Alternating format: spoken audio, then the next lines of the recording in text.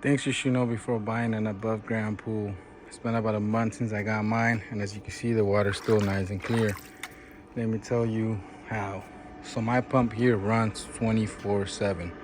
This is the pump that comes with this. I know there's better and bigger pumps out there, but you got to think about the cost of the other pump is going to run you anywhere from $500 to $1,000. Also, a bigger pump is going to burn more electricity. So yeah, you could get away with running 8 to 12 hours a day, but since it's a bigger pump, it's gonna suck more watts. So it kind of equals out the same if you think about it.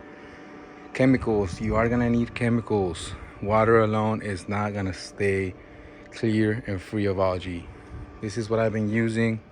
Been using 3-inch chlorine tabs.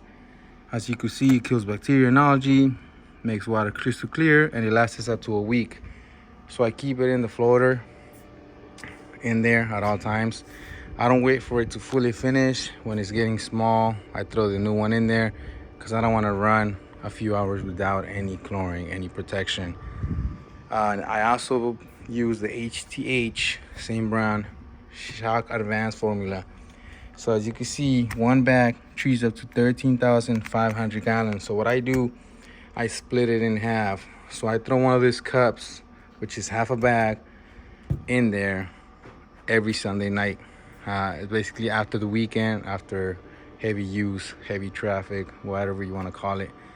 So I leave it in there for 48 hours before my kids or anyone gets back in there because I want it fully dissolved. That's basically strong chlorine, strong chemicals, and you gotta let it fully dissolve. Maybe a bigger pump does it in less amount of time, maybe 24 hours. I let it sit for 48 hours before my kids get back in there. And every Tuesday night, I scrub the floor. So whatever particles of the formula that didn't fully dissolve and are sitting down on the floor kind of raise up again and dissolve. I basically kind of help it.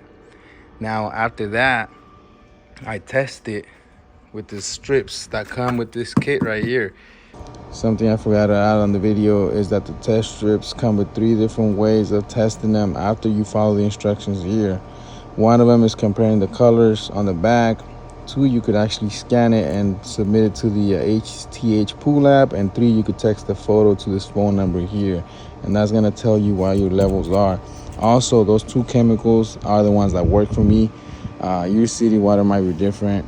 You might need to add more things to it to keep the pH high or to lower it, or you might even need to add calcium to it. So I'm just throwing it out there so you don't think I'm giving you false information.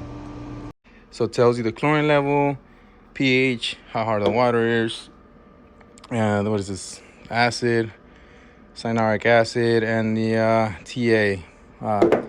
So one of the things I've been fighting with here is hard water. My city tap water is super hard.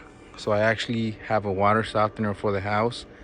So what I do is basically, when I first filled up the pool, of course, pure tap water, it is not recommended to fill it up with the soft water because you still need some kind of calcium. Hard water contains calcium in it. So you still want to have some in there, but not too much because then you're going to start seeing scale build up around the liner and on the ladder. So what I do now, every time the water goes down, because of course water evaporates with the sun, I fill it up, I top it off once again with my water softener. So that's how I've been kind of fighting that hardness level of my water. Now, another thing, I come out once every 2 days at least to clean up any bugs that land in there. And that's like on the surface, floating around. And if you're in a really dusty area and there's always like windstorms and all that, or you have trees, big trees, whatever, you might need to buy a vacuum to vacuum off the floor because a lot of debris might fall on the water and sink to the floor. So something to keep in mind. I do not cover my pool because the cover doesn't fully stretch. The straps kind of loosen out, so then the water sits above, basically resting on water. So that kind of prevents water flow with this small pump. Maybe a bigger pump might not even mind the cover being in there.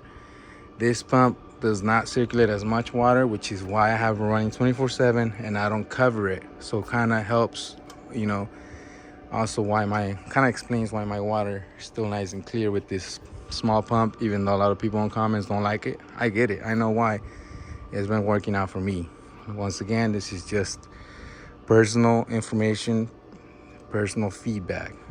That's all. You know, I'm not fighting anyone out there. I know there's pros out there that are gonna say those chemicals are no good. Yeah, chlorine is no good. First of all, either you have salt water or chlorine water. That's all I know.